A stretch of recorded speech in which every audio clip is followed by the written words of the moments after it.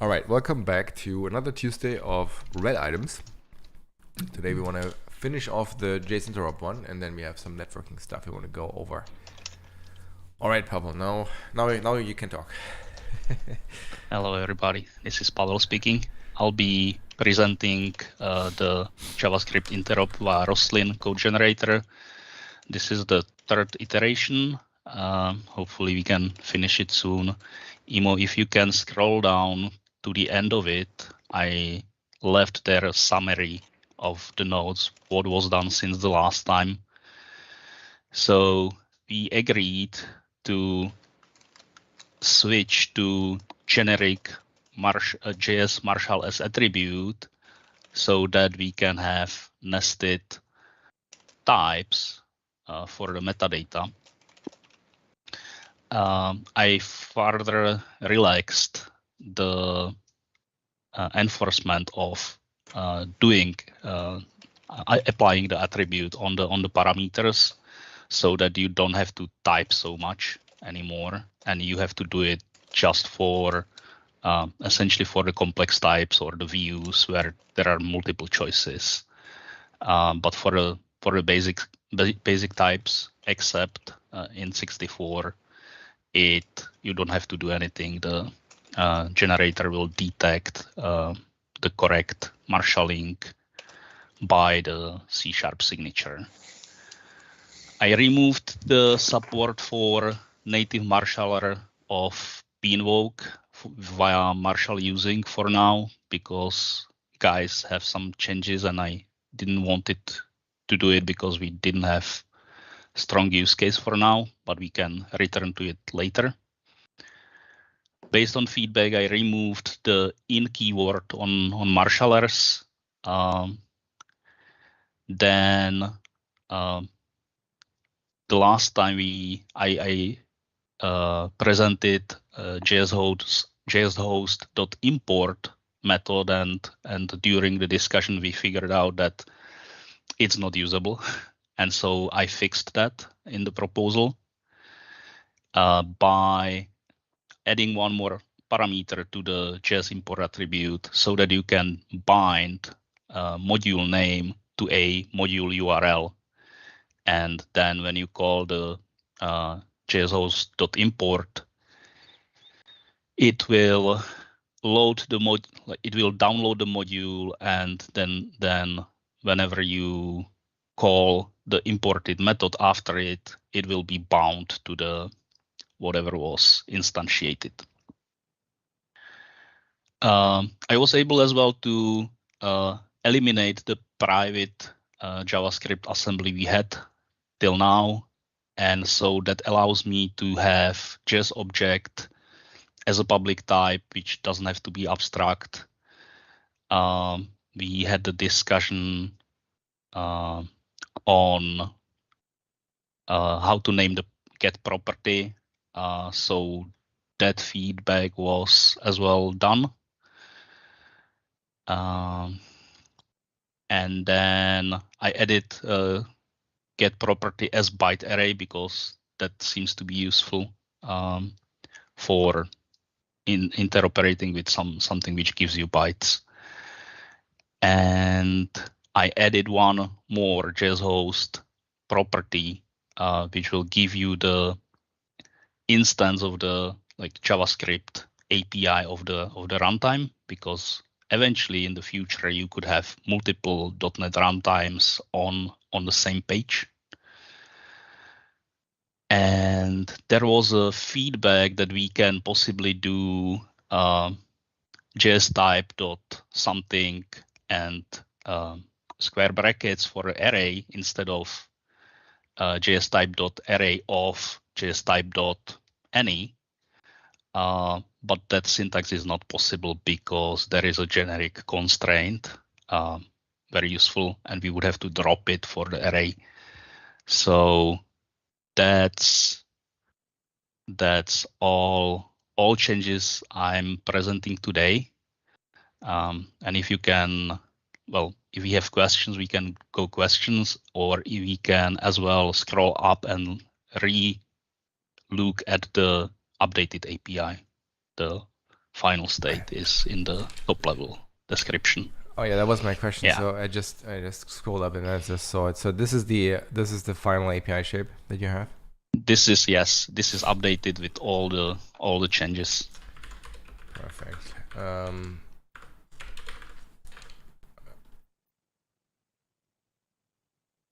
So we have JS object, which is not abstract, as opposed to what we discussed last time. Other than that, it hopefully follows everybody's expectations about the nullability and names.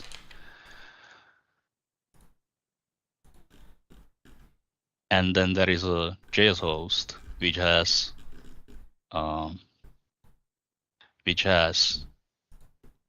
new property.NET instance, and there is a import method which now has a module name which allows you to bind it to the module name on the JS import attribute on the method. Minor bit of feedback about that. I think its name should be import async if it's returning a task. Okay. And is it worth considering returning a value task there? Because not really, because value tasks are not implemented at this moment, and they have quite complex semantics to be marshaled across the boundary. So I don't want to do that. Well, right, yeah. I suppose I was thinking about it in cases where you're not interested in the return value, you just want to know how long is it until this import has completed so that I can start calling the other things that are annotated as being inside it. Yeah. Well, we would have to have different signature for that. Yeah. All right. Like one more.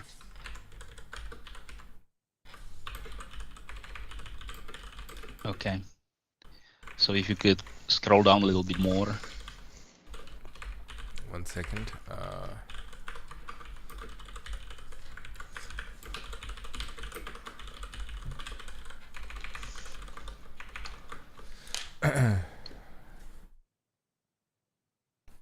To the generated code or something specific? So this is used by the generated code, yes.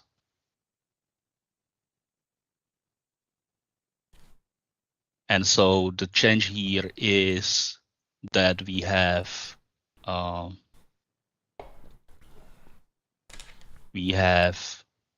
if you scroll a little bit more, there is these two JS methods previously had in pool value, for example. Now they don't, and it works fine. And yeah, that's that. And I think we scrolled over the attributes at the top. Yeah. So here the changes are that just import attribute has module name optional. If you populate it, you then have to call jshost.import to load the module. If you don't, we will try to find the function on the JavaScript instance of the .NET API object. And the other change is that we have this JS type as a generic argument to the JS marshal-s attribute. Should module name was be already nullable? discussed. Or do you return an empty string when it's not initialized? I'm passing null, but I don't get the question, I think. On the attribute, the property is declared as non-nullable, so you would have to have an implementation of the getter that's something like if module name is null, return empty string, basically. It's not a biggie. No. It's just usually surprising. Yeah, it should be nullable. Yes. Yeah, that makes sense. Thank you. I mean, hopefully nobody calls them by a reflection anyway, but.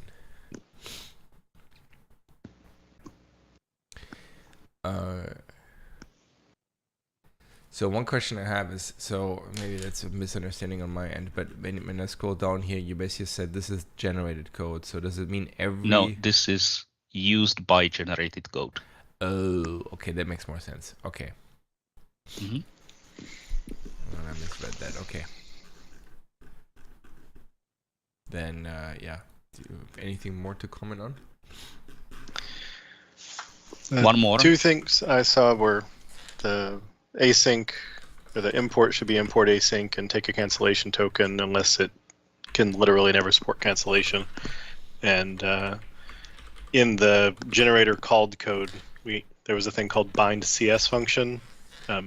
We don't know it was written in C#, so it should probably say bind net function. Okay. Because it could be written in F# or there Well, theoretically other .NET languages. We'll see if the code generator will handle that. I didn't try even yet.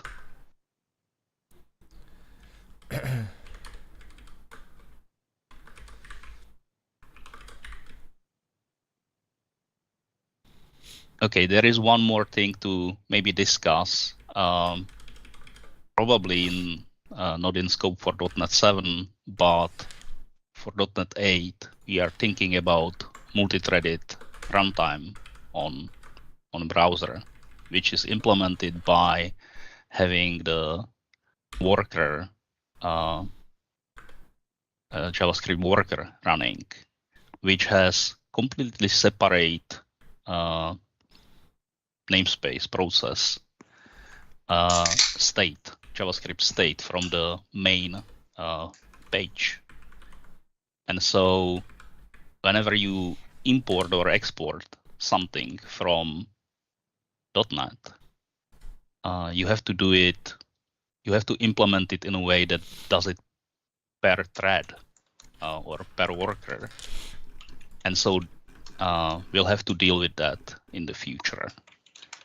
And so one of the possible things to do is to bind a method to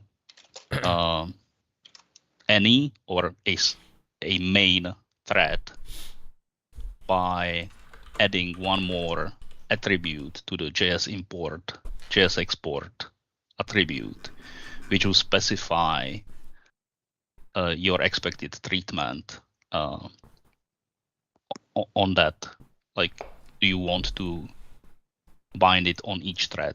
And if so, then it would mean that you have to have the same function existing on all the JavaScript namespaces, or import the ES6 module on all of them first.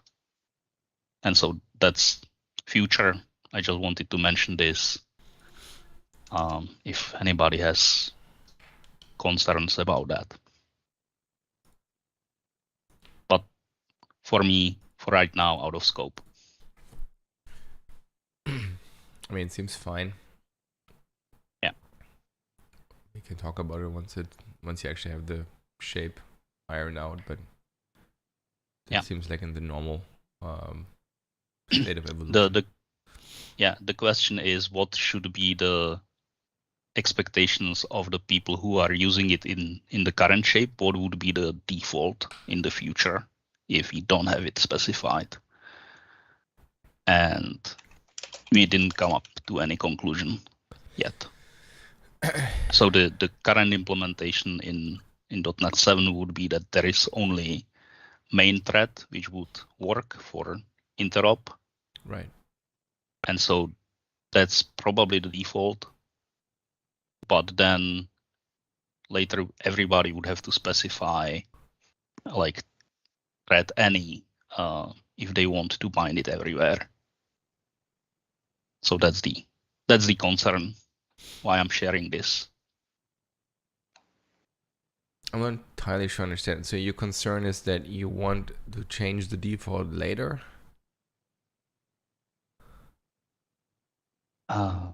my concern is that I don't know what is the good default.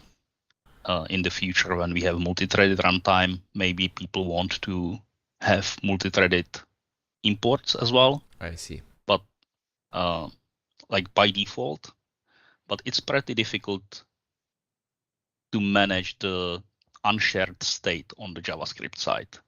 And so this is highly, future looking from my perspective, because we don't know how to do that yet.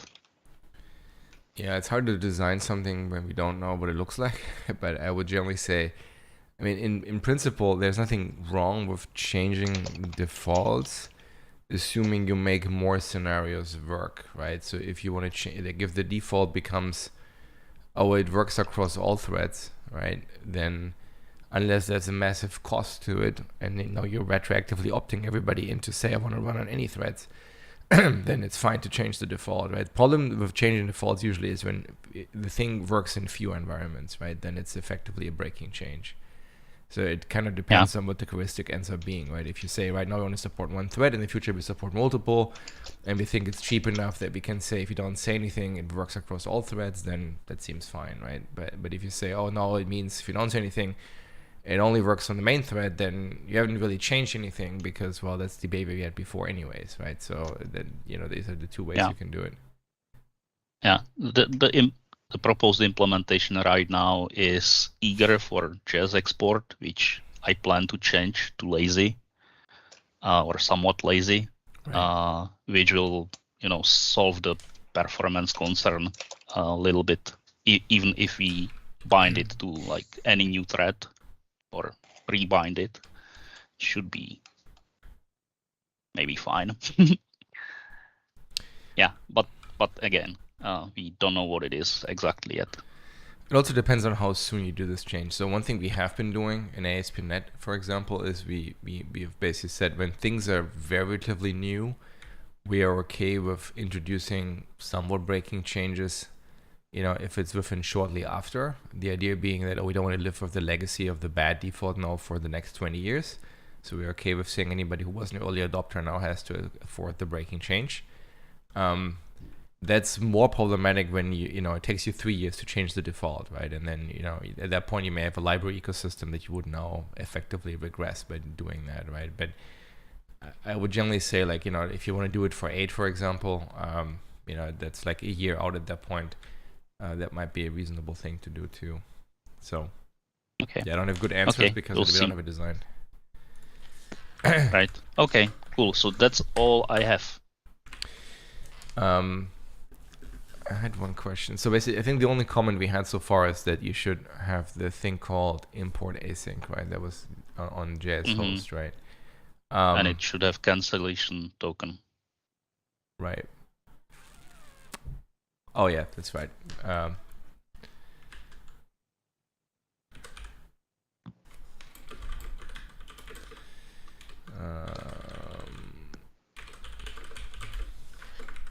Okay, let me change so the API shape then would be okay, it would be named import async. It takes a module name, it takes a module URL, and then it takes a defaulted cancellation token. Is that what we want to do? I think so. Yep. And we name it cancellation token, cancellation token, cancellation token. Yep. And with with 2L, right? Whatever the name is. I think so. Yeah, that sounds right. Yeah. And then I question the name of bind CS function.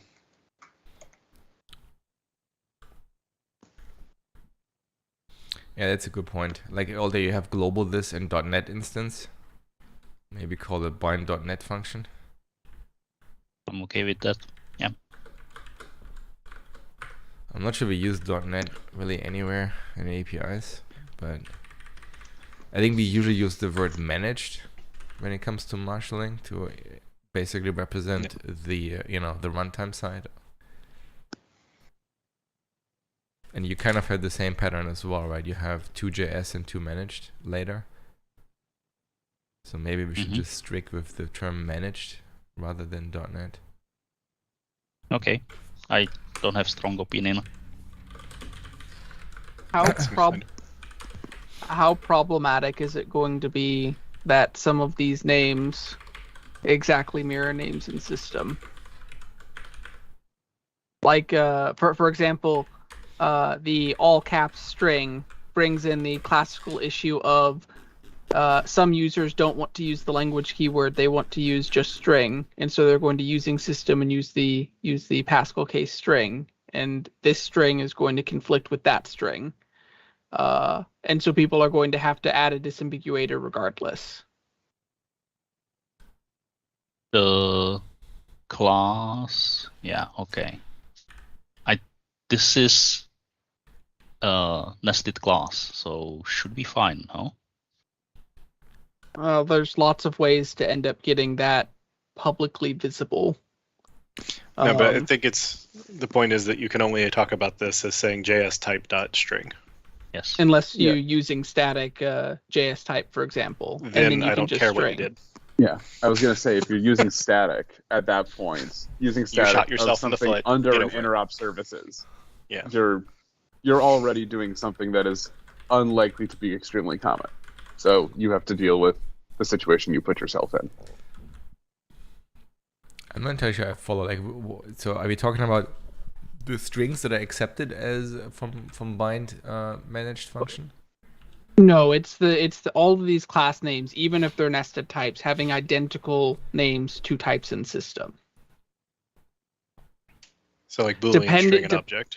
Yeah, and depending on the language you use it in, because C#'s not the only language, there could be complications. Like not all languages necessarily have a syntax for directly accessing nested types. You might have to effectively import the containing type to get access to the nested types, in which case you wouldn't be able to do JS type.string, you'd only have string.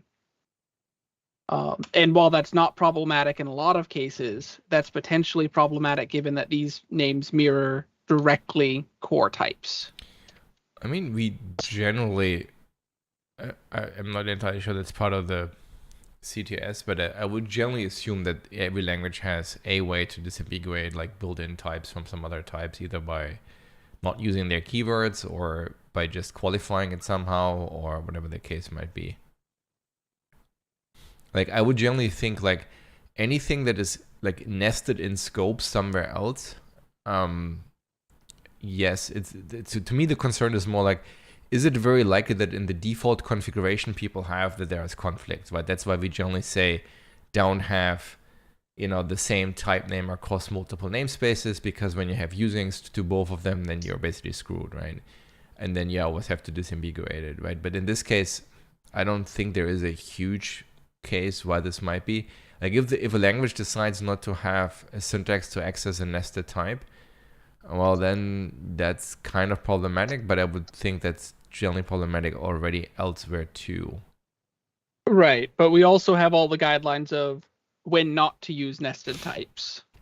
And so it seems like something that solves both issues of matching our framework design guidelines of when to use nested types versus not, and the issue of these conflicting would be just name these like JS string and JS object to very clearly indicate it's the JavaScript version of that type. Well, there is already JS object as well, right? So it's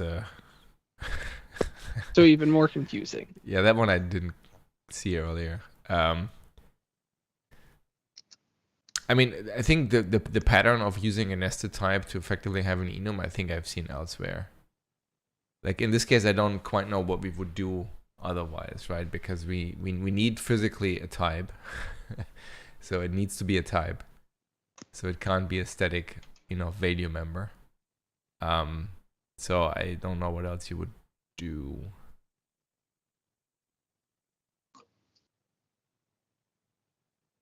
I linked to the nested types guidance and linked the 3, I think, most impactful do nots and avoids. Yeah, I guess my question is like, what would you suggest instead in design here? Coming up with, I think, an alternative that fits our general guidance and that helps avoid the ambiguities would likely be helpful. And maybe we say that there is no good alternative, but it seems like it's not been thought of in that context yet. And if we say there is no good alternative, then that's what it is. But yeah, I mean, to me, this is, you're painting method declarations for interop. Like, you're already down in the 1% of people case. This container is probably the best way we have of representing the data, and that any language idiosyncrasy usability things, again, we're in the 1%. You're declaring a p-invoke stub. We're willing to deal with hassle here. I mean, to me, the problem is if we prefix them all with JS, let's say, right? Now that means the common case, so the reason why we have them as nested types, right? And the reason is because we want a way for people to say, basically dot into what the available set of types is that they have, right? So we want to put them somewhere. I don't think we want to put them in a namespace, because that seems like, we could introduce, I guess, a nested name type called JS type. But then within that, now we prefix everything with JS because some people might import the whole thing. At that point, it becomes, I think we make the 90% case ugly. Yeah, certainly using just a non-prefixed namespace wouldn't work, because, using system and using that namespace is the string, object, and Boolean are all ambiguous. So if we go a namespace route, we have to add a prefix just to avoid those conflicts, or at least on those types. I guess an array. So is there a sample showing how this is expected to be used? How people access the JS type nested types? Mm-hmm. I thought I saw that. The idea is basically you use it as the instantiation of the attribute, right? That's the type you pass to the attribute. The sample is below here. Okay, sorry. And why not use an enum instead? Because we want an actual type. That's the only way you can basically mirror the syntax of a generic instantiation, right? If you want to say, I want an array of, let's say, dates, you don't want to say, a comma-separated list of the flattened representation. You want to actually say array of something else, right? So that's why there have to be types. Yeah, another example would be like, I want a task of an action that takes 3 parameters. Yeah, here we go. That's an example here, right? Yeah. Like, I want a promise that returns a JS function that takes a number and returns a string. Yeah. Yeah, we changed to types off of enum, and the last time this came up because of the flat call and ambiguity, and you have a function that takes a function. So, great. What was the generic parameter expansion?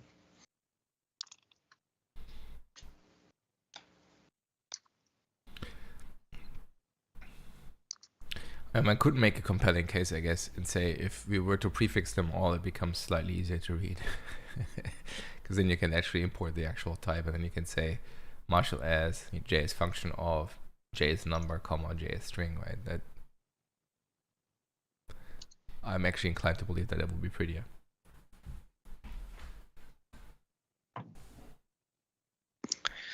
We'd have to solve, which could include merging JS object and JS object. Yeah, that one I'm not entirely sure I fully understand. It doesn't seem to appear in the nested type case, but I saw it somewhere else. Where did I see it? Oh, it was in the JS object is a proxy type on the main namespace, and it is not a JavaScript type. Why can't it just be used as the marker for the interrupt case, though? It will be slightly confusing, but not very much.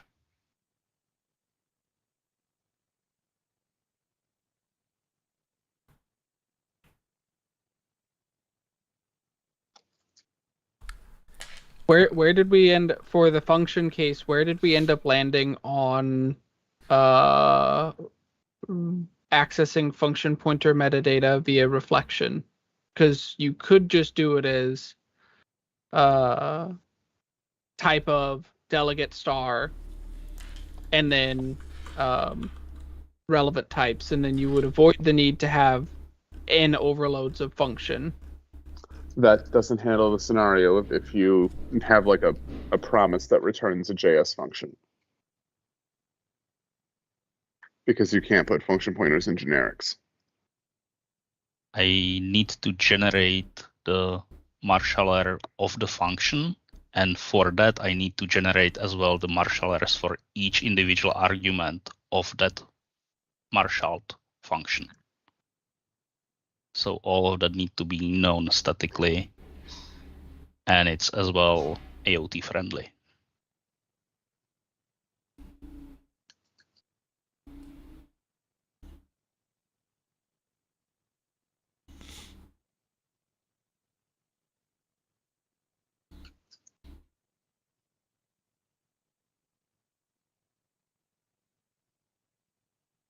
Yeah, I guess I don't have any ideas for a better thing. It just came to mind as something that looks out of place and looks against our normal guidance, so I wanted to call it out.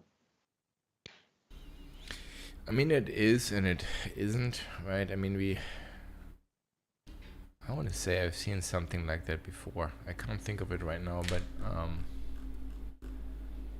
I think we've seen almost everything before. We've done for every rule we've broken it at least once or twice in the VCL. yeah, I mean, most of the time though it's unintentional, right? It's just prior art where somebody messed up, right? Versus in this case, I feel like I've seen it intentionally used somewhere else. I think the question is, like, you know, what would the alternative be? And basically your suggestion is, instead of having a nested type, you would just have a namespace, put them all in that namespace, preserve the hierarchy that we have here, and then prefix them all, right? Which, yeah, you could just call it JS type function, which removes the dot, makes them all accessible, but that's also still not pretty. is the only reason we don't use JS is because of JS object? Is that the only one where we have a problem? Well, I was saying JS type object. Yeah, because right now it's JS type dot object, so it'd be what it is now, but not nested. But that's still not pretty, and so I'm not sure it's worth exactly following our guidance in that case, since it's really just removing a dot. Yeah, I guess to me, I would try to avoid JS type as the prefix. I would try to just have a JS. But then the only problem is JS object, right? With that approach. And JS exception as well, which is how we marshal the instance of error. I thought that one was JS type.error. So that'd be JS error. Yes, but in the same way it would be JS.object. Basically, you're saying there's this ambiguity between the concept and the .NET type that starts with the JS exception, JS object that is now duplicated, basically. Yeah, if we made it a JS namespace and it would contain type object, then it would not be conflicting with JS object, but it would be still conflicting with the system object, which was the original concern. Yeah, right? I wouldn't do that. Like, I think if I would take Tanner's suggestion, I would make them basically global types in a namespace, or top level types in a namespace. I would probably call the namespace something like types or something, right? And then I would prefix the types all with some prefix, so it wouldn't be object, it would be some prefix object, right? Okay. And I think the most intuitive thing for most of the types would have been JS. Yes. But then that doesn't work for, you know, the handful of types for which we have also a managed representation of the same name. Right. Well, I mean, JS object, the type people interact with, we could rename to JS object proxy, if we want it, and then that would, one of them is a proxy and the other one is a marshalling type, and they would be in different namespaces. And so only the places that you're doing the decals would you see the nested one, and in calling code, elsewhere you would just see JS object proxy, or JS proxy, or whatever. I mean, yes, but that seems now making the actual use sites fairly ugly. Fair enough. Maybe ugly is a bit of a strong word, but it does seem a bit over the top, maybe. I mean, is JS object roughly equivalent? As the marshalling type, could that be JS any? Is that the same thing or no? No, because it doesn't behave. It doesn't marshal string or function in that signature. It expects object.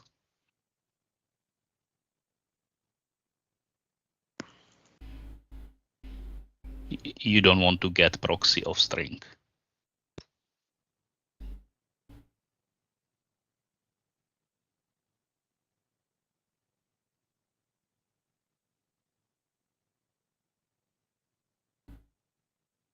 I think now you lost me. I'm not entirely sure I understand. Me? Yeah, did someone? I mean, I did not understand the suggestion to make it a generic.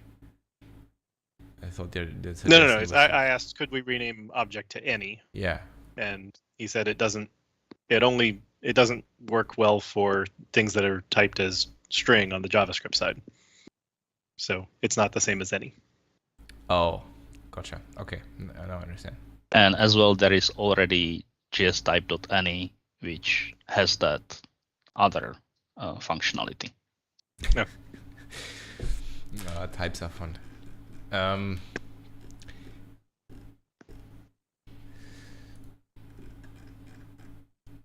Yeah, I mean, given that we run out of, I guess, ideas, I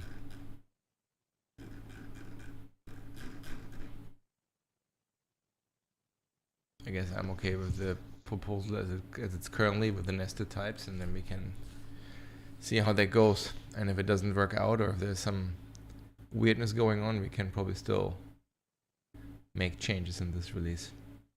But we do run out of runway there as well. Okay. Jeremy? Yeah, I mean, I agree that we have guidelines that say don't do this, but it does feel, to me, fairly clean given the that we're in a messy space of interop, and I'm willing to overlook those guidelines here, personally. I think to me I guess the intention of the guideline is to avoid the problem that we have with environment gets special folder name, right? Where people want to effectively use a type, and now they have to do the triple nested thing, right? Where you have one syntax to access the nested type, another one to actually access the members of that enum, right? In this case, we basically use the type nesting as a poor man's version of an enum, right? So we don't really have triple nested things. It's always one level only, right? There's always JS type dot blah, right? And so that's just our way to group things, which I think to me is okay. Like, we don't really expect people to write functions that take a JS type dot function. Right. And for me, the fact that this is all limited to the marshalling declaration syntax is why it's less of a problem. This isn't something somebody's going to write in actual code of, like, oh, I expect an instance of, JS type.function of JS type.number and JS type.string. Like, they're only ever going to write that as the in the attribute declaring the p invoke. So yeah, that's where a lot of the the don't use the container here is the nested type accessibility across languages is a little weird. The number of dots you're forcing people to use, granted using static, reduce that a little bit, but introduces its own problems. And I think in balance, I think that this creates a reasonably contained feature. Making a sub namespace and doing prefixes might make things look a little cleaner, maybe, while removing the notion of telling you these are the only 12 words that'll work. Well, you would still have that if you put them all in one namespace, but it would be a bit more of a... You would have the logical grouping in, Object Explorer or on the doc site, but when you're just writing the code, IntelliSense is not going to be your friend as much as JS type dot, because you're never going to be like, JavaScript marshalling dot types dot and write that. You would have had the import, and now you see a T, and it's like, well, some T's go here. I think if you have a nested namespace under JavaScript called JS types, I think if you have a namespace import for JavaScript, I think you just can type JS types dot as well. I think that works. Yeah, you can, and So then IntelliSense would help you. But if you import that namespace, which I would expect people to do, then at that point it becomes less interesting. I mean, at that point the other option we have is to just effectively allow these other types as the parameter, but that doesn't work with the generic constraint we have. So it's it's messy at that point. So I think it's rule guideline violating, but contained enough that personally I don't see it worth pursuing alternatives. But if somebody else wants to noodle one out and propose it as a amendment later, then sure. But I don't think it's worth taking up more time on the call. Yeah, I would agree with that. Yeah, it's guideline violating, but guideline preserving, I guess. So then let's go with that for suggestion. now. Yeah, that one I don't honestly know why we have it. All right. So then 50 minutes. So that was good enough, I guess. Thank you, everybody. Yep. Awesome. Thanks a lot. All right, next one. WebSockets over HTTP 2. Sorry, can I have a request? Can we maybe skip for QUIC exception? Do you want to skip to this one or skip this one? No, skip to this one because I don't really have much time left and I need to leave earlier. So sounds good. It's not a problem. So, okay, thank you very much. So, my name is Radek. This is the first time I'm proposing something, so please be nice to me. This proposal is about the exceptions that can be thrown from the QUIC-related APIs, some of which were already reviewed on previous sessions, and they will also be coming back during this session later.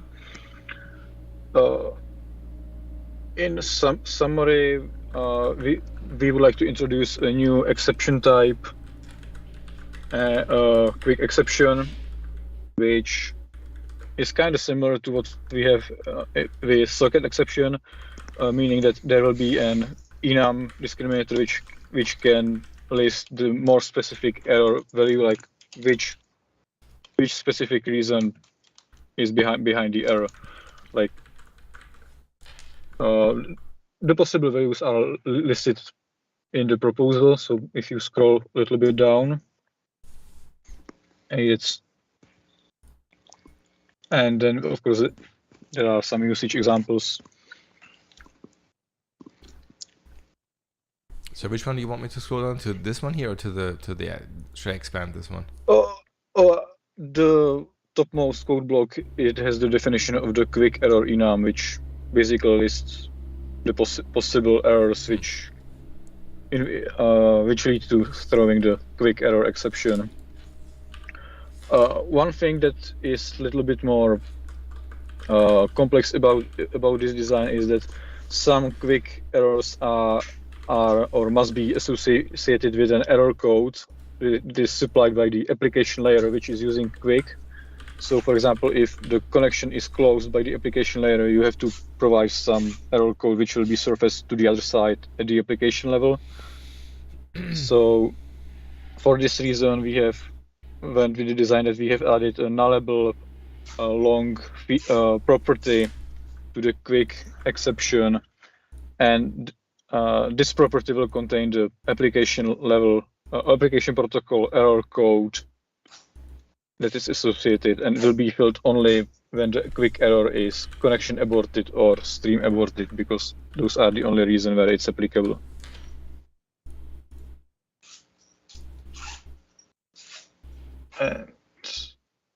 That's it.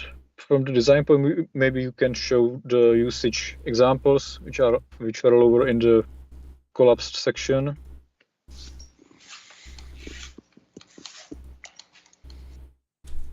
We have taken.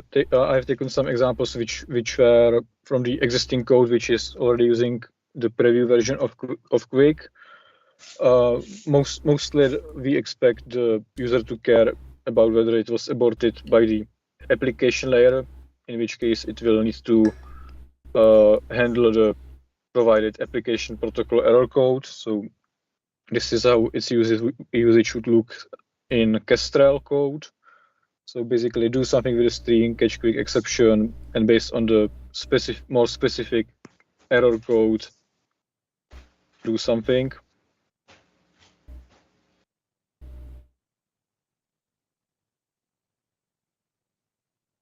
And there are, I think, more examples, but I'm not sure how important or more different pictures they paint for this design review. So you can show them, but otherwise there is not much more.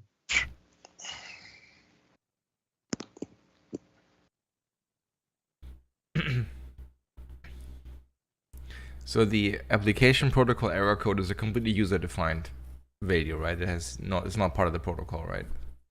Yes, that's not part of the specification. Specification mandates that it is supplied by the application layer, so the layer which is using the QUIC protocol.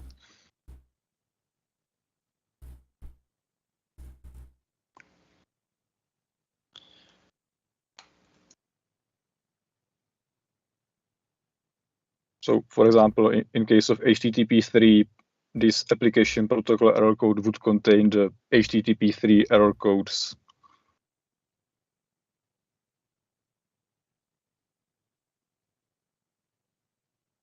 Would we consider making the name of the property slightly shorter? It's application protocol error code. Could it, for instance, be just application error code? I chose the name based on what it's called in the RFC. They specifically use the phrase application protocol error code, like the error code which is associated with the application protocol. Okay. I mean, that's fair. I would say, though, in your API, you decided that you effectively represent the QUIC error codes as QUIC error. So I think just using error code as the application protocol error code makes sense. I mean, that's generally also how in the BCL error code is usually represented anyway, because it usually implies it's a number. And then we usually have exceptions for the actual strongly typed representation thereof. And then, yeah, if you have an enum, I don't think we would call the enum error code. We'd probably call the enum like what you did, right? Just error and then some values in there. So I think error code to me would be fine. The thing is, we kind of wanted to make sure it's evident that it's the application layer protocol, because if we would call it just error code, some people might confuse it with the QUIC level error code, because QUIC also defines some error codes at the QUIC layer. Which in your case is what you represent as QUIC error, correct? Yes. Or at least the subset that we choose to map. Okay. If you scroll to the definition of the QUIC error enum, basically we don't surface one-to-one the QUIC error codes as defined by the RFC, because currently the library we use, it doesn't surface them all to us. So basically we have some specifics are there, like connection idle. Connection idle isn't a quick error. It's some different kind of error. But for example, protocol error, if the endpoint messes up the, for example, framing or some wire format, then this specific quick layer error gets surfaced here as the protocol error member of the quick error enum. But we also use it for other types of failure. For example, if you can't reach the host, so I don't know, the host doesn't exist, or there's some different reason you can't deliver the packets to the other side, QUIC does not really have a defined error code for that, because it's not a problem of the protocol but of the lower layers. So for us to be able to surface it as well, we have decided to pretty much represent either the QUIC layer errors and other network related errors in this enum. I hope it makes sense, because I realize I'm using all those error enum and other words quite often.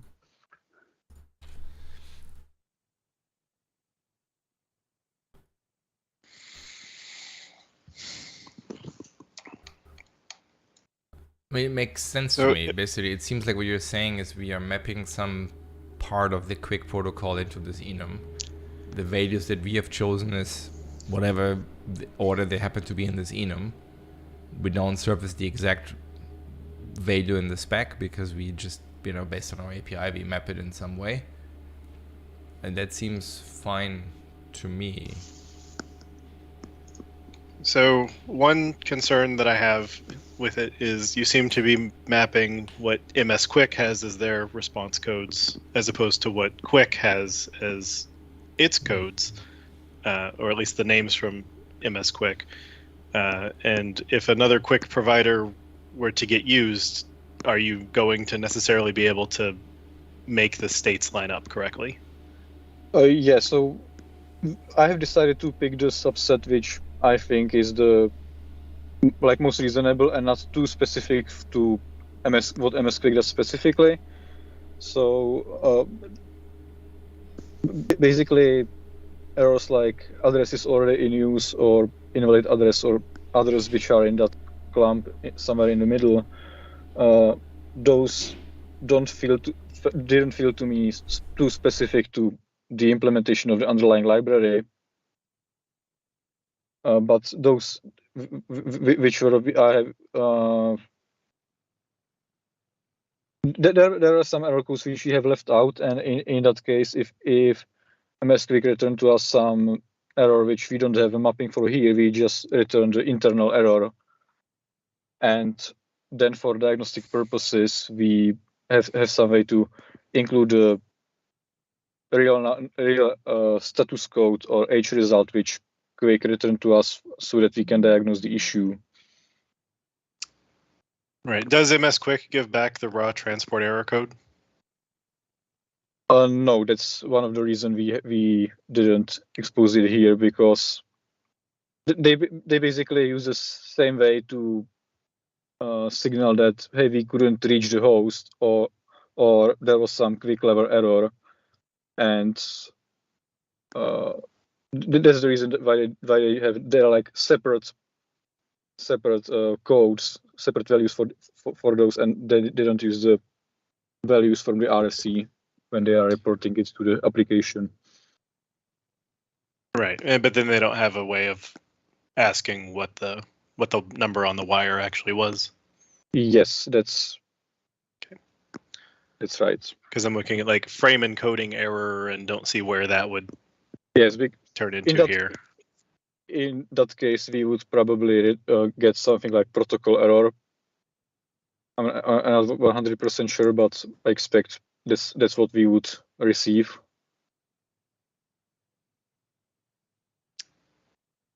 Okay, so the enum member called protocol error isn't representing the spec protocol violation. It may be respecting or representing multiple of the codes Yes. from the RFC. So it's not necessarily worth making sure that the names align. Do we know why MS-QUIC doesn't expose that information? Well, I don't think we have asked them, but what I suspect is that they would have. Well, that would probably not be too much of a hassle, but I don't know if they have a specific reason. In short, I can ask And to Jeremy's, maybe report. to Jeremy's question and point, it feels weird that there's the protocol which defines very clear error codes, and then MS-QUIC is introducing its own abstraction over those, and we're effectively surfacing that abstraction, which will make it more challenging should we ever choose to use a different implementation or even provide our own. It feels like someone using systemnet QUIC is expecting something that uses and exposes the underlying protocol, but we're actually effectively creating, at least in certain areas, our own on top of it. It's a little strange. On the other hand, it's a little bit by design that MS-QUIC itself will expose more than just the QUIC protocol, even if they were to do that, right? They have other reasons for error, so it will be superset of whatever's in the RFC. So if I can add, Is it a superset? what? Sorry, I just need to. Well, okay, so never mind. Sorry. It is definitely a superset because things like address and use are why you couldn't. I think that's why you couldn't open the connection, but that wouldn't be in the spec because the spec is an error code that you need to send on your connection. So if you couldn't open a connection, you clearly don't have a code saying why you couldn't open the connection. So I'm confirming that it's a superset rather than a Venn diagram. An overlap, but some of them aren't there. I don't Like, think is it's it superset. Right now, it's not superset. It's just what I was trying to say, that MS-QUIC needs to report more than just whatever is the QUIC protocol. In principle. Sure. I'm not concerned about that part. I'm concerned that they may not be exposing the QUIC protocol. Like there might be it sounds like there are error codes that are being translated to something else rather than being exposed from what was in the QUIC, what was at the transport layer. Yes. Because I feel that with our SSL stream type on the exception, people wanted us to have the, hey, if a TLS alert frame with TLS alert 17 was sent, I want to see that it was 17. And that we've wired that through on SSL stream, and now we're making QUIC, and it's like, well, if the wire sends error code 9, connection ID limit error, like that got mapped into one of these codes or internal error, even though internal error is actually one of the valid codes that could go on the wire. And now there's well, I want to know what the host sent. And it's like, well, we don't have it because MS-QUIC didn't give it to us. And so it seems weird that that piece of raw wire data isn't exposed at all. And that people will ask for it.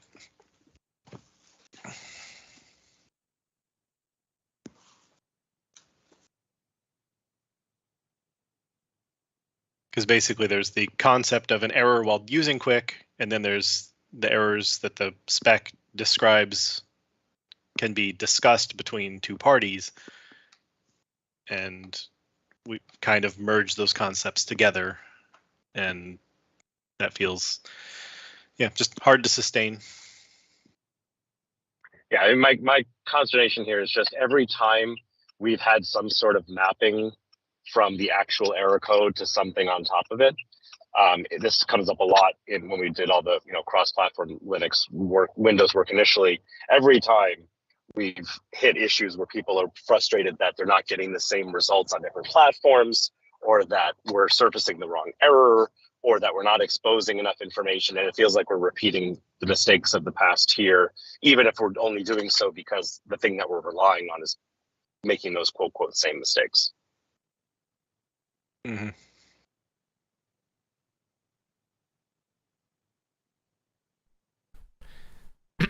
Okay, so the alternative, what I feel you are asking for would be that there will be, for example, enum transport level error or something like that, and the specific value would be available somewhere for the user to read. So for example, if some specific TLS alert comes in, user can actually get it from some property or somewhere on the exception. Yeah, I mean, I expect someone will ask for it at some point, and if we don't have it, we don't have it. But it does seem like maybe there's, the kinds of errors that include connection refused, and then there's the kind of errors that include an error code was sent over the wire, and then if an error code was sent over the wire, that somebody might want what was that code. And so you kind of have a conceptual problem / a connection establishment problem. Then you have a transport problem. And then maybe you have the application level problem, which, so basically you end up 3 codes deep at that point. That we were established, but we got a wire error code. The wire error code says we have an application error code, and here's what the application error code is. Feels like what the actual hierarchy is, and we're kind of missing the middle state. Yeah, in ideal world, I would probably also want something like this.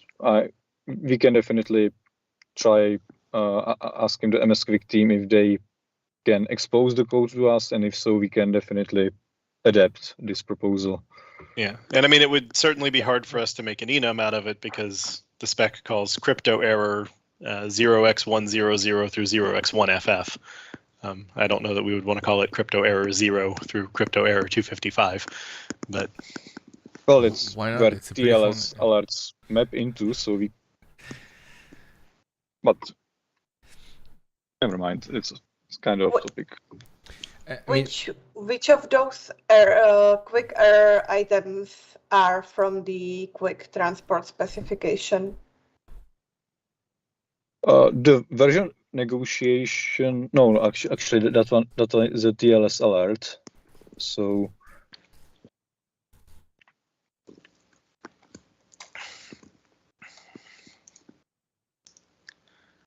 So the connection refused is definitely QUIC transport error. That's something that gets explicitly sent over the wire. The version negotiation error is a TLS alert that can be mapped to a QUIC transport error. RFC specifically says how this kind of thing is done. And I think from this list, that's all.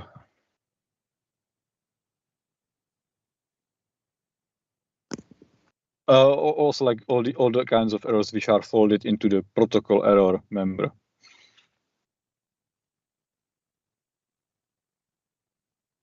yeah, when the wire sends the error application error, what does that turn into in the QUIC error enum? You mean the application?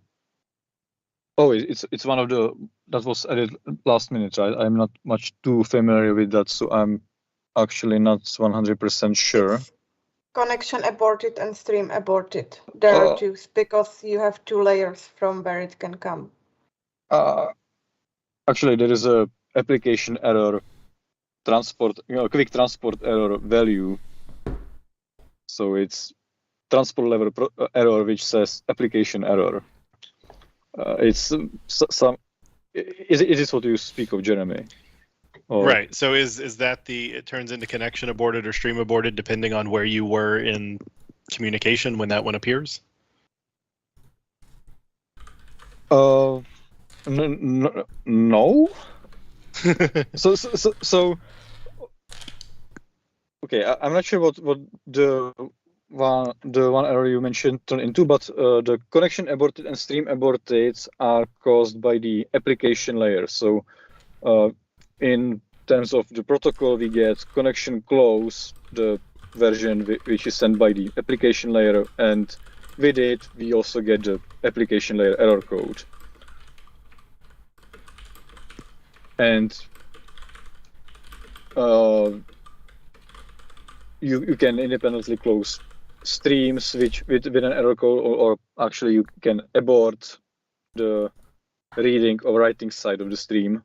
That's what we mean by stream aborted. One of the writings, one of the relevant direction was aborted, and the connection aborted is when the peer closes the entire connection with the specific error code.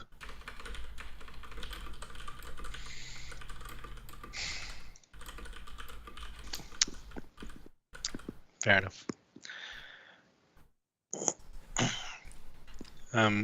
Do we need in QUIC error the notion of success? We don't think so, because we throw exceptions only when something went wrong, and we don't use the QUIC error enum elsewhere. So if somebody needs, there wasn't an error, they should just make a nullable version of QUIC error.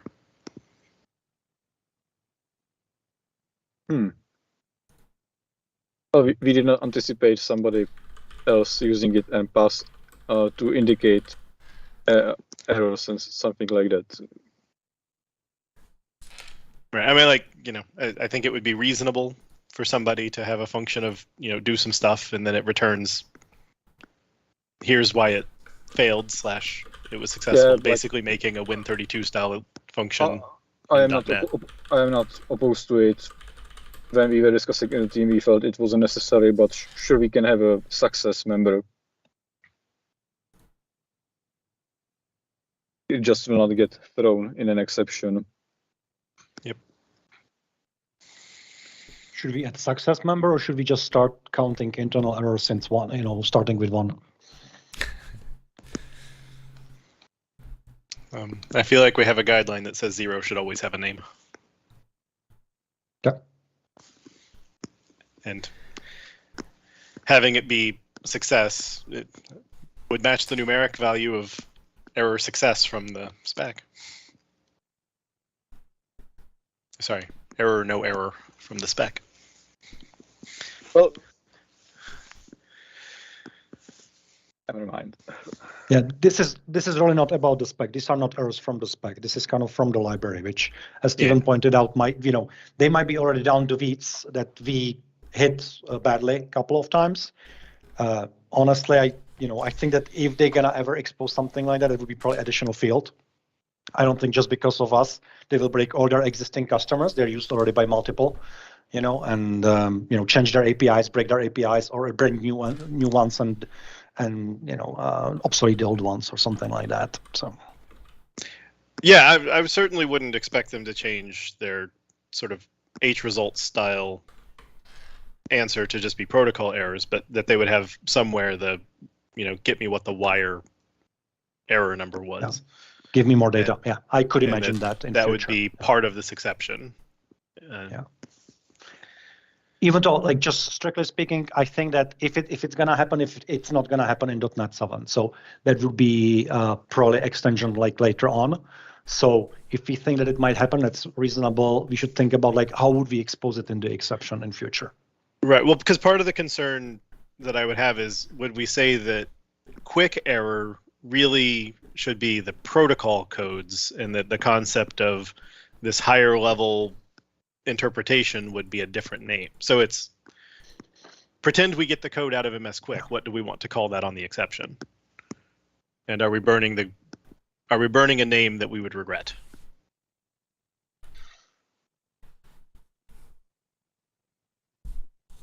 If we think that we would call it, QUIC error to be this mapped abstraction code and that we would call it, wire error or something and just be an int of what came back from the wire, then like that's fine. It's just we kind of need to think of that before we make the type. I would probably, in that case, consider following the RFC spec and call it QUIC transport error.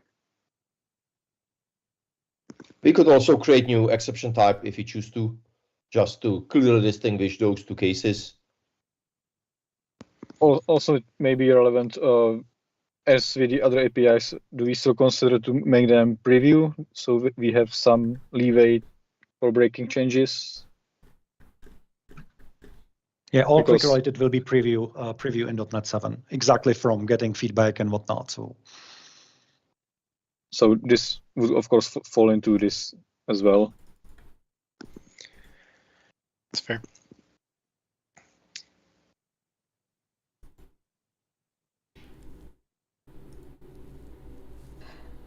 There is a question in the chat about the H result, and I think it's worth mentioning that we have some intentions with the H result ourselves. Radek, could you talk about it? Yes. So we have found that we noticed that the exception itself contains the H result property. So we were considering in case we were going to throw it the internal error member, we would use the H result which we got from MS-QUIC for that specific reason to include it in the property so that it could be observed there.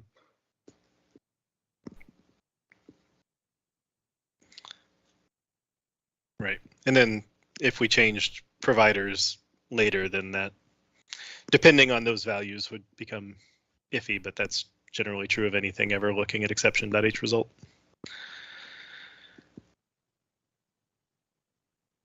Can we talk about the constructor for this exception? I think we beat the enum to death. So what I'm not entirely sure, like what's the suggestion now?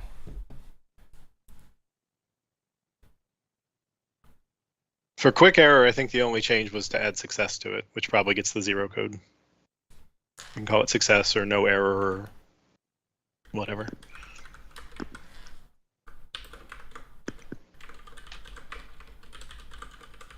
But then I'd like you to scroll up and look back at the exception type.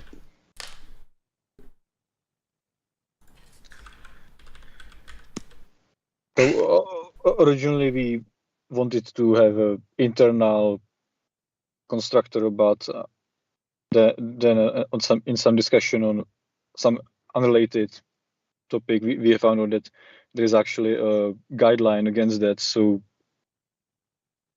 this is what we came up with, basically a constructor which takes the error message and the nullable error code and possibly an exception. Basically, the most flexible thing which we can use. Right. So, do we really expect? Because, do we really expect anybody to instantiate this on their own? Because if so, then the questions are like,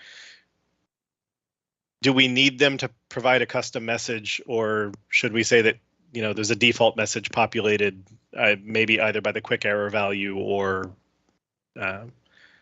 what have you, and then should it be clear that application protocol error code, like, is it going to throw if it's not null, but you didn't give one of the two codes that are the only times it's contextually valid, and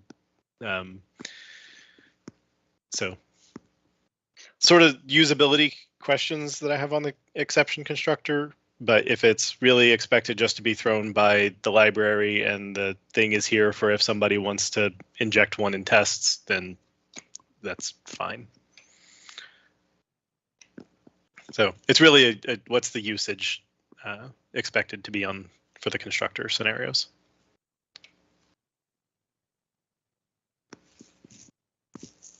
Well, we don't expect the user to provide a quick exception to the library. So is there only for the for in case somebody wants to inject one in a test somewhere. Fair enough. Then my caring goes way down, other than whatever we call the property of application protocol error code should match the parameter in the constructor. Yeah, I agree. I really wrote that down.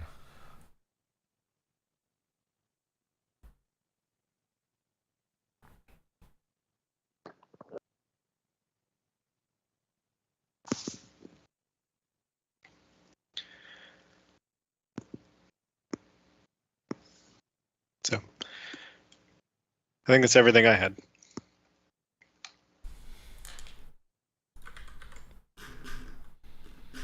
I assume the namespace for this whole thing is MS-QUIC, right? System.QUIC.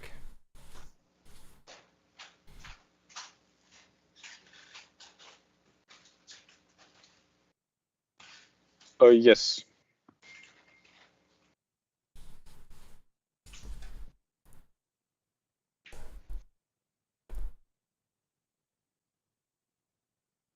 All right, so didn't we want to add a success and quick error? And I think I make the... It's here, right? But I don't know what the name would be.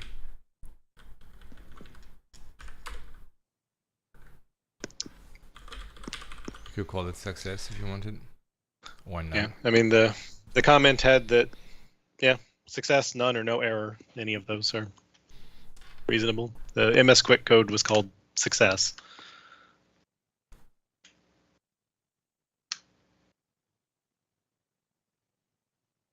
Works for me, unless somebody has an objection to that name.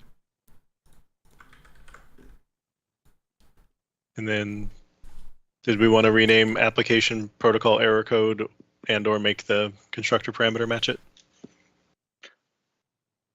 I'm definitely fine with matching it in the constructor parameter.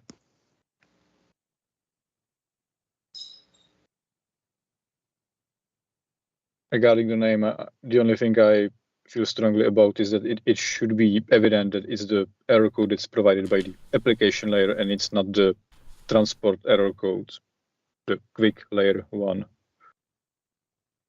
So that, I mean, to me, protocol doesn't add much. I would just call it application error code on both sides and call it a day. Fine by me.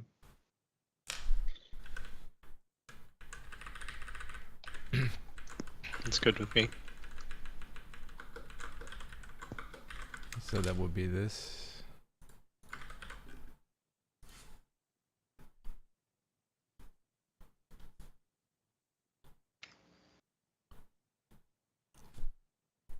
Yep.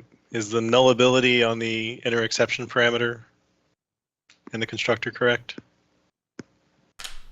Are you? Oh yeah, definitely. It can be null.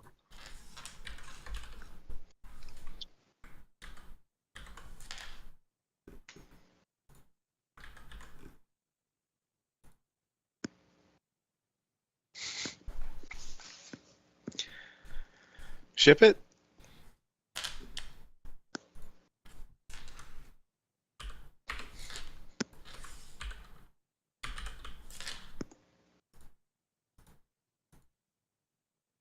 Success.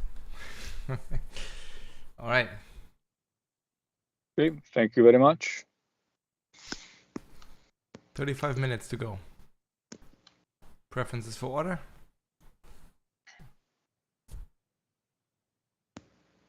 We just started with exception. There's one more exception built on top of what we talk. So Skatya, sorry, I know that I'm interrupting you with the HTTP, but maybe we can kind of continue in the exception land. So this one here? Yeah, I hope it's a little bit shorter. It builds actually on top of the QUIC exception itself. Yeah. So or the designs are aligned, I apologize. It doesn't build directly on it. Go ahead, Anton. yeah, this is basically the thing that will expose this QUIC error code for HTTP3. I mean the application level error code. So because the application is HTTP3, and then also will expose the HTTP2 error codes. The primary user is gRPC for now. I don't know of any other people requesting for it. The idea is that whenever such a lower HTTP level error occurs, they would like to inspect the error code and make decisions. Currently, they do it by parsing the exception message. And why not to expose some strongly typed thing for that? What is tricky that it has to be exposed both from HTTP client APIs and also from the response stream, which is a stream, so it has to throw IO exceptions. So this is basically sort of IO exception. And since the HTTP client throws HTTP request exception, for those cases, this would be embedded inner exception of HTTP request exception. And when user encounters this kind of errors on the response stream, then we will throw it directly as an IO, as a subtype of an IO exception. Yeah, another trick here is that HTTP2 and HTTP3 error codes are distinct. So we can use single field to represent them. And I'm also proposing an enum here to map the error codes in the standard. Basically, it will contain the same value as defined as the standard in the standard, and naming I'm using here is taken from the standard and changed to camel case.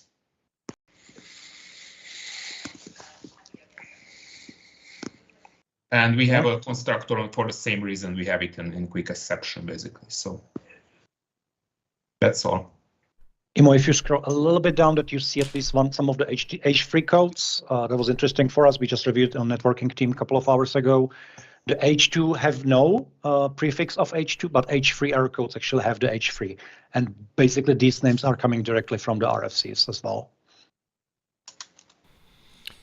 So that does not include HTTP1, right? Nope, because it doesn't have protocol levels. That's basically HTTP status code, which is distinct thing from this.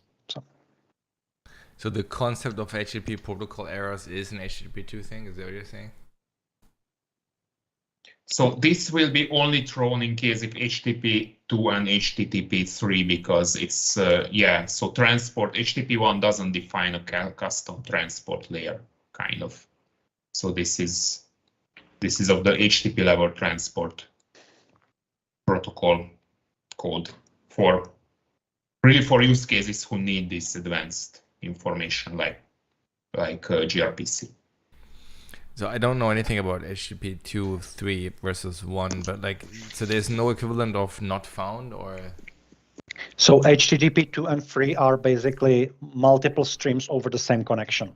So there's kind of framing and these type of things inside. So there's something like almost WebSockets or whatever on top of the channel. HTTP 1.1 is just direct pipeline, one thing there, one thing back. And text based. So does that mean that HTTP status code is still relevant, but it's kind of orthogonal to those, because those deal with the multiplexing and the other one deal with from the perspective of one? Yes, that's a completely orthogonal concept. So the word protocol here refers to this low-level protocol of HTTP2 and HTTP3, which does the multiplexing. And yes. And the HTTP 2 and 3 can have as well, usually have HTTP status code. Manya? Just to tie it down with the QUIC exception, the HTTP protocol errors which are prefixed with H3 are the ones which would be application error code within the QUIC exception. Exactly. HTTP 3 is, from QUIC perspective, the application. Yeah. And we just named it protocol error, if I remember correctly.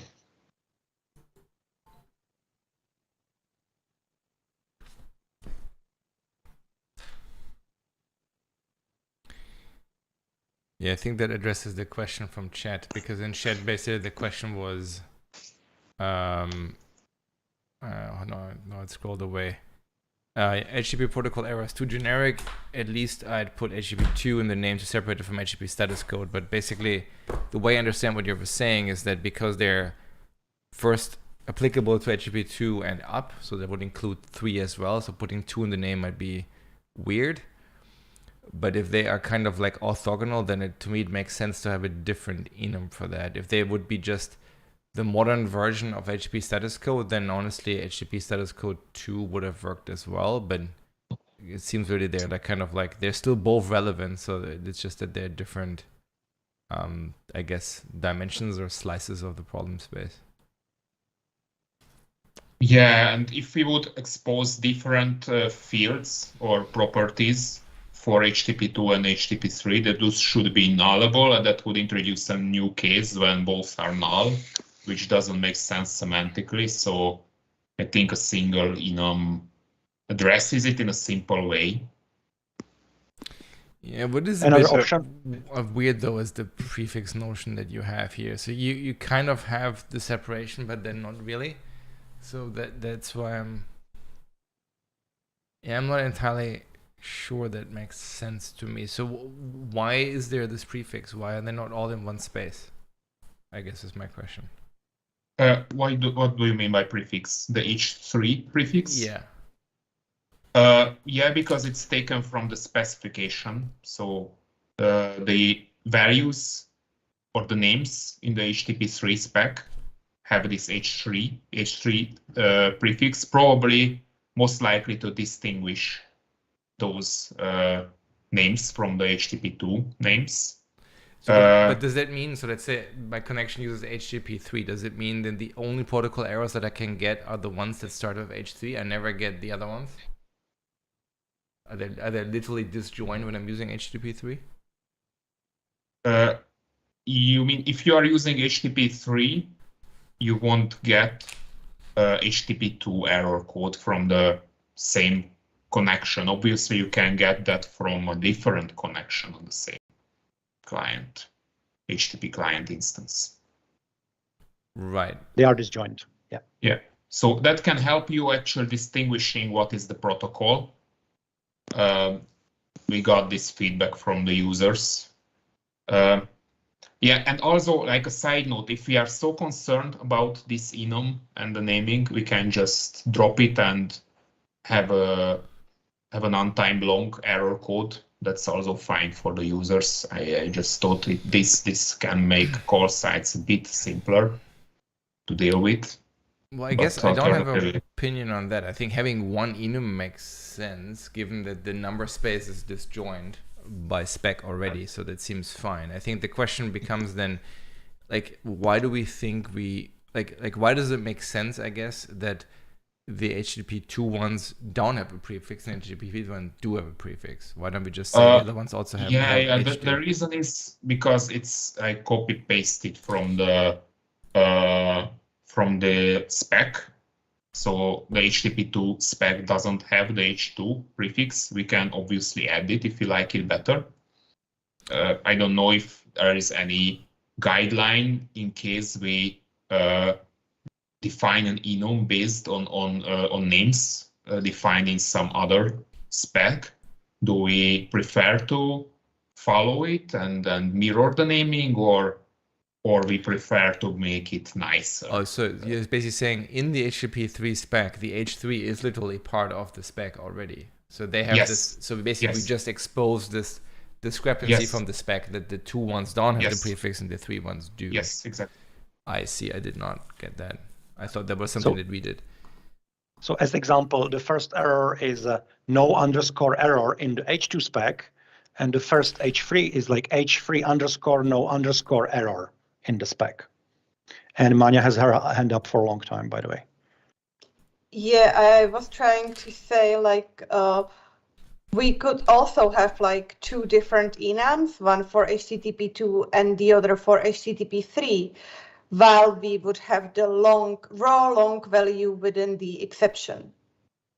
And the enums would exist only for user convenience to compare the values if they are interested. Like you're using HTTP3, you're expecting HTTP3 error, so you know that you're supposed to use HTTP3 protocol error and compare it with. You don't necessarily know it on the call side or in the function that parses this exception. And as I mentioned, it would leave a case that obviously we would have to make them nullable, and it would leave a case when both are null. No, I meant like the exception would have a long value. Nothing would be nullable. It would have one property with long type, and then just convenience enums for users to use pretty names instead of hard-coded numbers. Yeah, but for the convenience enums, you would also expose properties, which would have to know. No, we would not. No, just make somebody hard cast it. I see. So yeah, I see. So you'd switch over the cast. Are there any examples when we compare enums? I feel like there are places in some of our HTTP stacks that we expose like the HTTP status code just as an int, and then somebody has to cast it to the HTTP status code enum. So that would already match where we're just saying like, we got a number. You can cast it to this enum for some well-known values, but we're not guaranteeing it's one of them. Because I'm concerned with us merging it together that, sure, they started H3, prefixed everything with H3 and has a different value space, but if H4 comes along and they don't put the prefixes, but they reuse some of the words from HTTP2 with different values, then now we're basically making up a naming policy to work around this. And so either we would, and conversely, if we prefix all the HTTP2 things, but then HTTP4 reuses one of them with the same name and value, then, now things just get weird. So I kind of like Manya's suggestion of we can expose the HTTP2 protocol error and HTTP3 protocol error enums as convenience casting wrappers, but maybe the exception should just be long, and it's up to somebody to know what to do with it, because it's the only way that we can handle going forward. So yeah, I like this. If we do that, can we shove it to the H result, or would we have a new property? H result is a 32-bit. Yeah, and QUIC, and probably I think also HTTP3 allows 62 bits. I don't know what are they planning to use it for, but I think we need to keep it future-proof. So yeah. So then, is the suggestion that we have two enums, like one for 2, one for 3, and then we just expose the value as a long, and then people just cast to whatever protocol they care about? Yeah, or we make two different exception types, each of which uses the enum. But I think we can get away with HTTP protocol exception, uses long for error code, and then we have the two HTTP2 and HTTP3 protocol error enums for cast it to whichever one you think makes sense. I mean, having two exception types makes more sense to me if you assume that assume the side that throws knows which one to throw, right? Based on at least the number range, right? So like it would be fairly trivial to write that code. I think the problem is now if you don't do that, now everybody who catches the HTTP protocol exception now has to do the same dance, right? Because they would have to say, if the number is above this number, what is it, 0, 100 or whatever, then cast it to HTTP3. Otherwise, cast it to HTTP2, and then you know which one it is, right? Which seems a bit backwards at that point. And is only guaranteed to work with these two protocols. It's not necessarily valid when the future comes around. Right. Another option is to drop the enums entirely. Yeah, that would be even simpler then. Or include version in the protocol exception. Well, I mean, it seems like if you know which exists, then I guess you know what the number ranges are, right? If you, I mean, to me, it doesn't make sense to say, I write error handling code, and the error handling code has to be future-proof. So how would you handle anything that is not the ones you already know about? You would have to basically bail out anyways. Right. Well, because if we had added this exception when we had HTTP 2 support but not HTTP 3 support, then certainly I could see someone saying, look, I have a exception handler that handles, what's a word that exists between both of them? Internal error. Okay, you probably don't actually have a good handler for that, but it's a word that exists in both. And then it's like, why is, when it's HTTP 3, is it not hitting my switch statement? It's like, well, because it's returning HTTP 3 internal error, which has too many capital letters in it. But the, and it's like, well, this is dumb. It's the same word. Why didn't it map? And so I think if we go ahead and just break it and say, just clone the type, say we have HTTP 2 protocol exception and HTTP 3 protocol exception, and each one of them has their enum, then that expresses the state you're in, and that's fine. Or we say it's HTTP protocol exception with long error code and cast it to whichever one you think is appropriate. Maybe throw on a property of which HTTP version was running when this exception was introduced, so that that'll tell you, programmatically which thing you should be using. Or the other suggestion was drop the enums entirely and just be HTTP protocol exception with long error code, and somebody who wants to deal with it can deal with it. But I don't really, that one to me feels like, why do we even bother making the exception type? Well, you need to somehow expose the number, right? The number has to go. I guess because it's a long. So. Yeah. That's the point. I mean, I think that to me there's like two options, right? We can either go down the path of we have one exception and we just expose it as a long. That's one way. Another way is we actually have strongly typed enums, at which point I probably would prefer a strongly typed exception that gives me that thing. In which case you would probably have a hierarchy. You would have HTTP protocol exception that gives you the long, and then you have a derivative of that for 2 and for 3 that each one adds the error, whatever property that gives you the actual enum, right? Those are the two options, and we can go basically ahead and say we just start with this one, and if we ever wanted to add a derivative, we can. So my suggestion would be we just start with the, sealed protocol exception where it's just a raw long, and then if you want to add the enums later, we just add the exception types to that, derive from it, and then do that. That seems like a reasonable. So you mean have a long error code and later consider subtyping this exception? If it comes up, yes. Yeah. If it will be like necessary, or. I mean, I would say the primary value of the enum is probably logging. So when you log it somewhere, that you have something that is a bit more recognizable than just, a random number. But I don't know enough about HTTP 2 or 3, but like I feel like for normal HTTP, most people know what the common error codes are anyway, right? Almost everybody knows about, 200 or 404, right? So like, I think even our enum names have prefixes, the error codes with the actual description to it. So this is slightly different, but yeah. Manya? Doesn't James want to react to something like cancel or refuse stream or something like that? Or but he can enhance hard your code the account? numbers, right?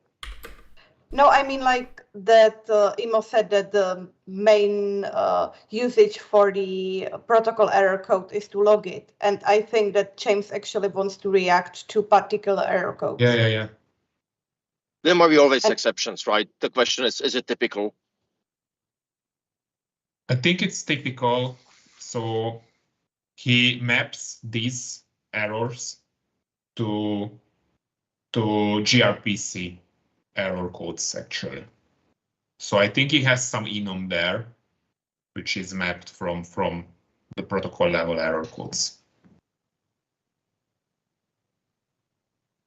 Because as far as I understand it, the semantic of many of those error codes is very similar, and gRPC might like just have one set of error codes, which is union of those two, and they need to map it. So they need to like merge the, what was it, like internal error into single gRPC internal error. And yeah, something like that. What they do. And I think they have done logic or expose it to the user or something like that.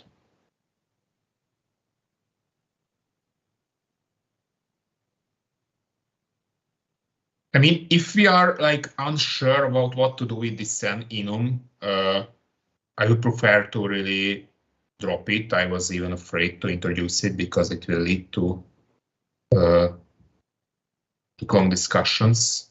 So this is quite a niche feature. I don't expect anyone to use it who is like not really down in the protocol level, which is like gRPC. They would definitely have to adapt their solution if there will be such thing as HTTP4 anytime in the future. So it will definitely break them and they will have to react. Just bringing the bare minimum is much better than keeping very long discussions. So then maybe just let's do it with a long value and call it done. Yeah, I think James can handle making the enum himself. Yeah. I like that proposal too. I mean, I like the notion that we have a member in .NET called Enhance Your COM. I actually went and looked to see what that was in the spec because it seems glorious. But yeah, I think we should say no to the enums until a later version, at which point we'll probably end up doing the unseal the type and make HTTP2 protocol error and HTTP3 protocol error and repeat ad infinitum. Or just introduce a version field. Depends what is better. I don't know yet. But until we have, more than James really caring, I think we can say we've made it possible by just reporting the error code. Okay. And Thanks. should it be long or long? Long because it's 62 bits, so we don't really need to make it too long. And I don't know if someone had an argument. Why isn't it too long? I was gonna say we never use long. Yeah, probably. Well, Bentena's on the call. We always use long. What are you talking about? Aren't you supposed to theoretically 4% care about CLS compliance, Emo? Well, I do, but then very often Tena has unfortunately good arguments. So what can I do? Like CLS compliance doesn't exist anymore because C# doesn't respect it and properly track it. Well, I mean, that's why I said Emo's supposed to 4% care. I honestly Let's think move on. Once we did generics, we kind of messed that one up. It's like, oh, you don't have to support, unsigned types, but you need to fully implement generics. So that kind of made that a bit untrackable. Anyway, so are we happy then with what's on the screen? Happy-ish? Yeah, I'm happy with that. Are we, as long as the namespace is right. Yeah, I took that from the original one. I'm wondering if the argument order in the constructor and same for the previous QUIC proposal, is it like the preferred design? So first we have the error code, then the message, then the intersection.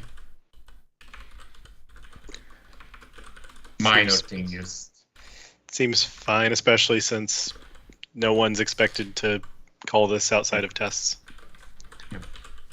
Yeah. And we're sure about the base type IO exception. We're happy with that. Yeah, that has to be. Why is because that? it's thrown by stream. Because it will be thrown directly on stream APIs, and on streams we prefer to throw IO exception, and we currently throw IO exceptions. So with this subclassing, we won't introduce a breaking change. Gotcha. Or yeah. Makes sense. All right, then And order, we are happy with the order. You want to change the order? Now is your time. What order? Arguments? Yeah. Ship it. No. I don't have opinion on that. Just let's be consistent, because .NET is really not consistent with that. Yeah, we are not. Absolutely. That's why I was saying now is your chance. Yeah, well, because my question on the usability of it is the string seems like a thing that we might remove. So if we only had a one argument constructor, it would be the error code. So it makes sense for it to be first. Gotcha. But everything else would be, optional cascades and overloads and it's so. So I think what you have there is the right answer, actually. So. Yeah. Good job. Okay, thank you. Now we have 10 minutes. Can we do that, or should we come back to this? You can do it. Come on. Okay, yeah, let's try. So, sorry, Tanner, you were trying to say something? I was going to say, if we only have 10 minutes and we don't think we can get through this, I've got another blocking issue related to generic math that's really small, just asking for a nullable annotation.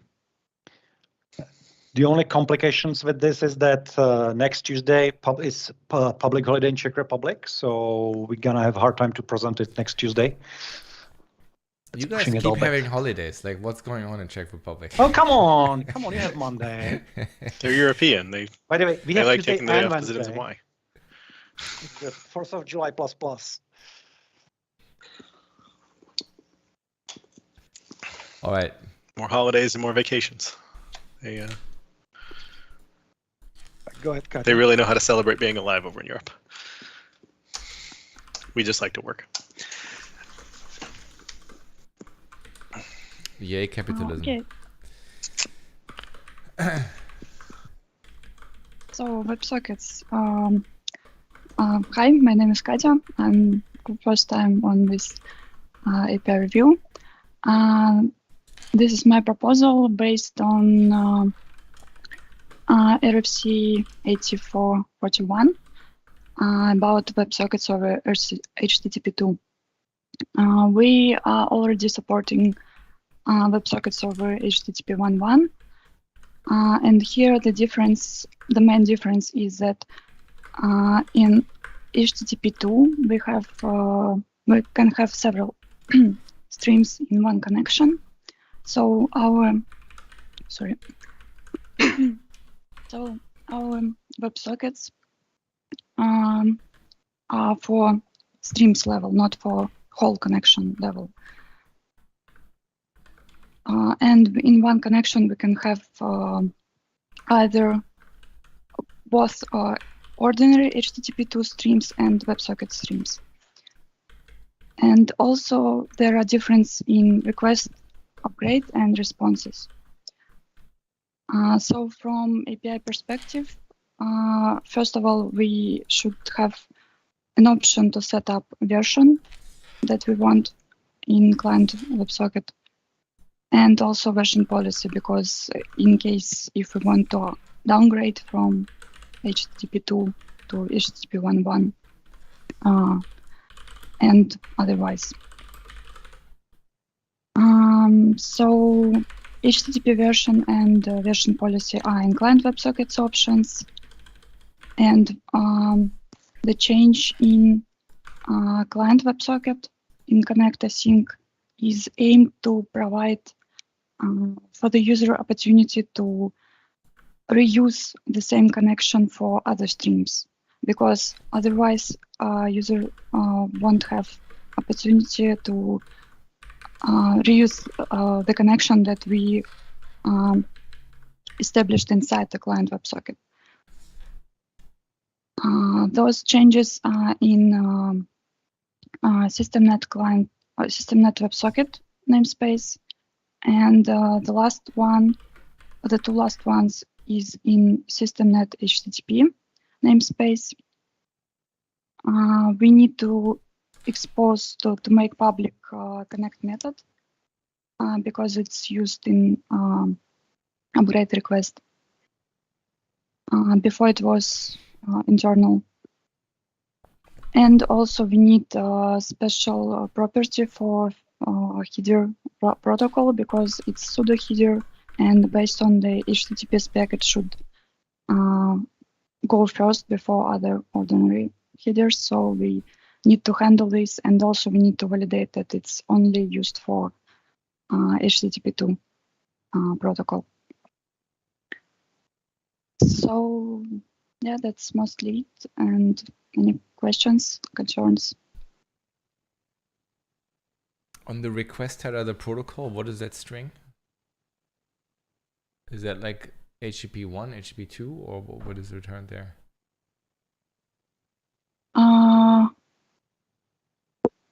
What's string? This proposal here, like what is the string that is in the protocol? Yeah, that's for header, or for protocol header. We need to put it as a special property because it's otherwise we cannot guarantee that we handle it. It's pseudo header, and we should put it in the special order before other headers. And if we let user put it by their own, we cannot guarantee that it won't be malformed. Basically, implementation details requires us to expose it as a named property rather than like, oh, just stick it into headers and magic will happen for you. But is somebody supposed to assign it? And if so, do they know what to assign it to? Like, what's the value of the string? I think was Ema's question. For my for my case, it's a WebSocket. And also it can be extended connect can be used for web transport. Okay, so it's if somebody needs to set it, they would know what they need to set it to. What happens if nobody sets it at all? And send connect request. In that case, it won't work, so it won't be a WebSocket request. We just through other server. We're gonna probably send it to the server. Yeah, their server might decide how to respond to that.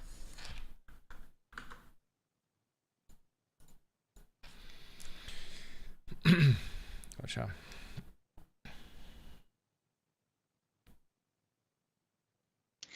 And then the HTTP message invoker, that's presumably a type that already exists, since I don't see it here. Yeah. From the client WebSocket constructor, or I guess connect. Yeah, the connect async cancellation token should be defaulted. Otherwise, this all seems reasonable to me. I thought we had already added HTTP method connect, like we did that a couple weeks ago. You mean the non-async one or the async one? I mean the first one. Sorry, HTTP method later. My understanding of this is it's a strongly typed string. So this just wraps the word connect in all capital letters. And I thought we had gone back and done that when we added, but maybe I'm just thinking of the JSON where we made sure all the verbs were represented in things. But what I was saying with the cancellation token, yes, in client WebSocket connect async, the new one, the cancellation token parameter should be defaulted. I assume it's not because your scroll bar doesn't look long enough. It's not, but like the existing one isn't either. So would you suggest fixing the existing one as well then? I mean, I don't see a reason why we couldn't, but I guess I don't know what else is already there. Assuming we can do it without it introducing an ambiguity, then. No, this is the only method that exists today. So we're adding an overload right now. Oh, yeah, I think it's fine to fix the default. It increases usability in a higher version. Yeah, I would agree with that.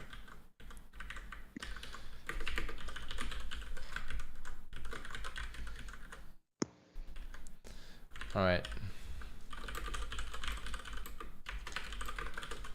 Should we add it to the other methods as well? Because there's a bunch of others, but I don't think so, right? I mean, there's only one. The guideline is connect one. Yes, cancellation token should always be defaulted. I just quickly looked at the client WebSocket, and we have an overload which takes the options after cancellation token. And that might be a problem with defaulting the cancellation token. Like these are not the all existing overloads of Connect Async seen here. I think what we're trying to say that if it doesn't cause ambiguity, please add it. If it does, don't do that, right? Yeah. But I see only one overload actually, which is Yeah, interesting. there's only one. I mean, unless my API catalog doesn't work, there's only one method on the client WebSocket right now called Connect Async. It takes a URI, it takes a cancellation token. Now there's other methods that also take a cancellation token, and none of them are defaulted, right? Close async, close output async, they all take cancellation token. Sorry, different class. That's some inner implementation. Sorry. The method is public, the class is internal. Sorry. The old trick, yeah. Yeah, that's why I wish that didn't compile. I suggest we approve it as proposed here, and then if you want to make a default, I would suggest we do it for the whole class, not just for one method. Yeah, sounds good. Unless Jeremy is throwing in a fit. No, I mean, I think that even if we don't clean up the existing methods, doing the new method right by having the default is goodness, but I don't super care.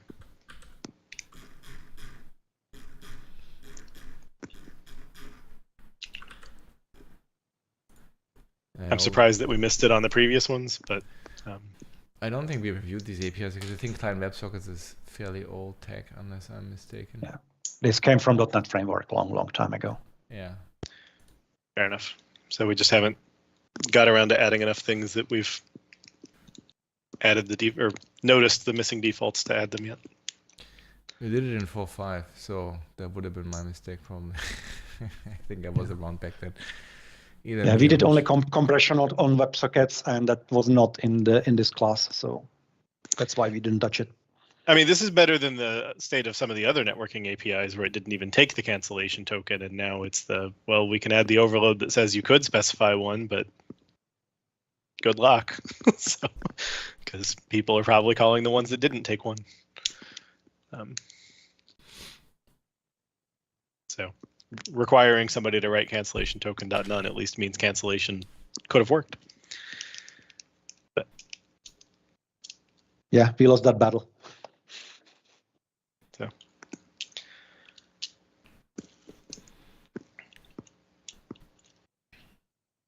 what's that? 4 things we did today? 5. 4. I think 3, right? 2 exceptions, the networking. JS interop, and this. Exactly.